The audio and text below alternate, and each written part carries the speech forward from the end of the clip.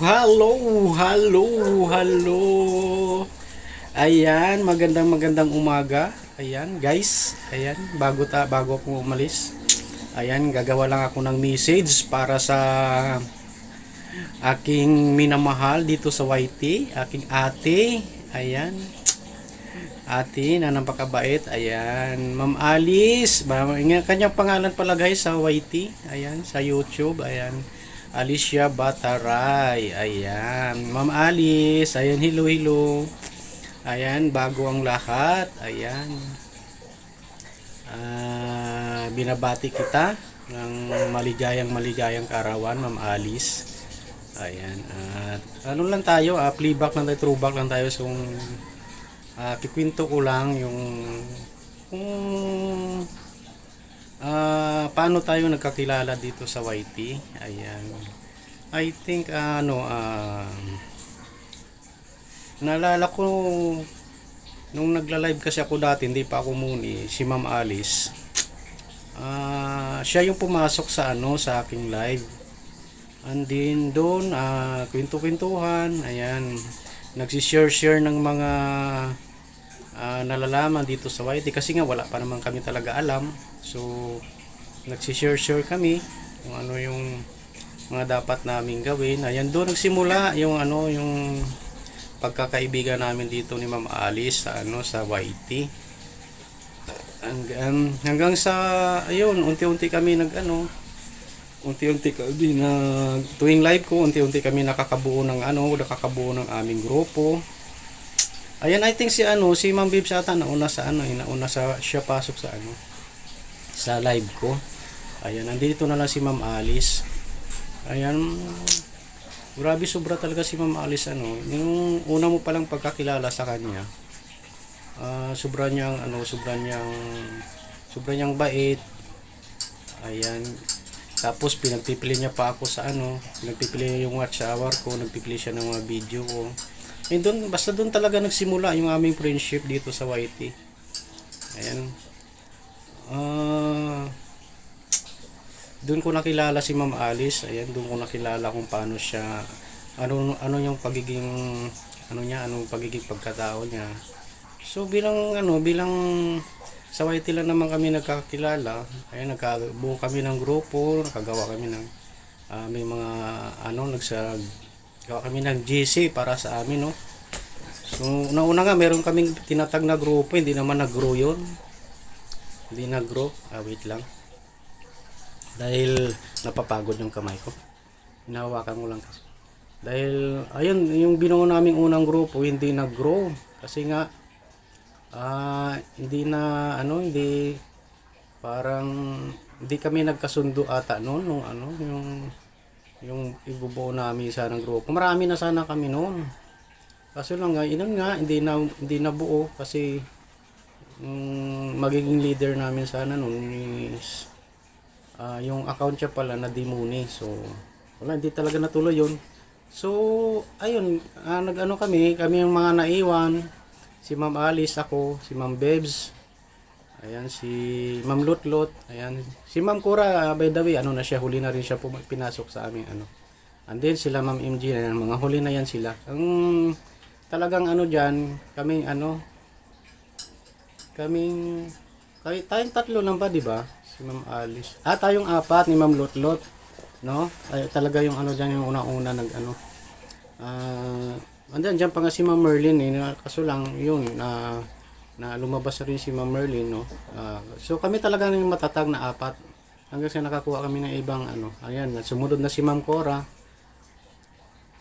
Yun, madidescribe ko lang yung pagkatao ni Ma'am Alice. Sobrang niya talaga, sobrang napaka-generous niya. Ayan, hindi ka na magdadalawang salita kung may kailangan ka sa kanya, agad-agad. So sobrang bait niya talaga, napaka-generous siya. Paano na lang kaya pag sa pamilya niya, di ba? Lahat siguro nabibigay niya. So saka believe talaga ako kay Ma'am Alice kasi alam naman natin na na siya, single mom na siya, no. Believe ako sa kanya dahil ayan, Hindi ko, yung sa mga hindi nakakaalam guys, si Ma'am Alice meron siyang anak na napatapos yun ng seaman. And then meron siyang anak na teacher. Tatlo lang yung anak ni Ma'am Alice. So yung isang anak niya, hindi ko alam kung anong workload. Basta yung alam ko yung yung anak niya na isa, seaman, and then teacher yung isa. So may mga pamilya na din. So ayan, saludo ako kay Ma'am Alice. Napakatatag niya na bilang isang single mom. Ayan, sobrang saludo ako sa iyo, Ma'am Alice. Yun na nga, yung sasabihin ko na rin kung ano yung bakit ko nasabi napaka-generous si Ma'am Alice. Alam nyo guys, nung nag-apply na ako ng for money kasi tapos na kami ni Ma'am Babes sa aming watch hour. So namumblema ako noon kasi nga sabi ko kailangan ko talaga may reserve akong cellphone kasi nga live streamer yung yung content ko dito sa YT. So sabi ko kay Ma'am Alice, nag-ano ko sa kanya, sabi ko pwede ba ako humiram ng sa iyo? Mayroon kasi yung cellphone dito binibenta sa tabi ko, sabi. Wala, hindi na ako nagdalawang salita, sabi niya. Sige, mayroon ako dito na may 1K daw siya kasi wala daw naman yun. Wala, pag sabi niya ganun, diretso na kagad sa wala na akong ibang sinabi pa. Kasi nga nahihiya ako. Diretso yun na, pasa na kagad sa Gcash ko. So, andi mayroon pa akong hiniraman, ako nahihiya. Siya naman nagsabi doon na na napaka-generous din na tao na hindi ko na sasabihin kasi i-reveal ko rin yun pag sa birthday niya na rin. So sobrang din yun. Ayan, saka na lang tayo doon sa sa sinasabi ko. Sobrang bait niyo, sa sobrang ganda din agoy. Ayun na, tapos yung pag nakabili na ako ng cellphone. Alam niyo guys, yung sabi niya sa akin, wag mo nang wag mo nang bayaran yan. O, di ba? Regalo ko na yun sa pagkamuni. Saka meron pa talaga ako din nakalimutan guys na ginawa ni Ma'am Alice sa pagiging friendship namin. Yung nagkasakit ako noon, one day di ako nakapasok. Sabi ko, Ma'am Alice, di ako nakapasok eh. Kasi nga, masama pa rin ako. Alam niyo po guys, yung ginawa niya, nag-send sa akin ng 500 sa Gcash ko. Wala, sabi ko. Ayan, sabi niya, pang mo yan, pangbili mo ng magsabaw-sabaw ka dyan. O, di ba grabe si Ma'am Alice? Hindi ko kaya nga nagsalamin ako, baka maluluha ako sa mga sasabihin. Grabe si Ma'am Alice, hindi ko talaga ma-explain yung pagka-generous niya na tao. Mapagbigay niya sa ibang tao, lalo na kaya sa pamilya, di ba? So, yun lang yung ko, mahaba na pala to, 8 minutes na Ma'am Alice, bahala ka dyan.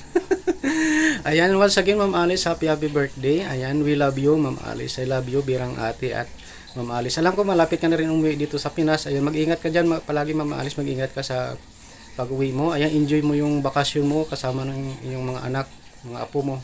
Ayan, thank you so much Ma'am Alice. Ayan, na rin kami. Kasi ngayon na rin yung uwi ko sa probinsya guys. Ayan, kabihis na ako guys. Oh. Ayan guys, ayan.